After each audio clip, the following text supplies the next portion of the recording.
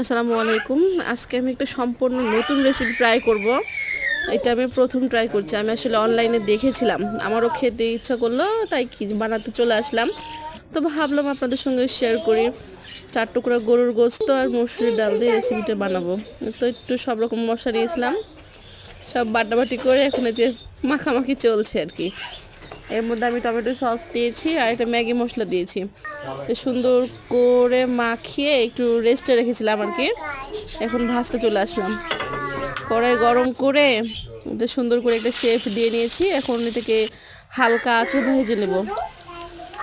সুন্দর করে একবারে লো হিটে ভাজতে হবে এটাকে। ভিতরে আর কি মাংস দেওয়া আছে, ওটাকে সিদ্ধ করার জন্য। তো এক পাশ ভাজা কম বেশি হয়ে গেছে, আমি উল্টে নিলাম।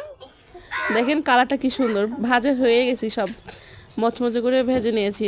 দেখতে কি লোভনীয় লাগছে, খেতেও ভীষণ মজাই হবে নিশ্চয়ই। খাওয়ার পরে বলবো ইনশাল্লাহ।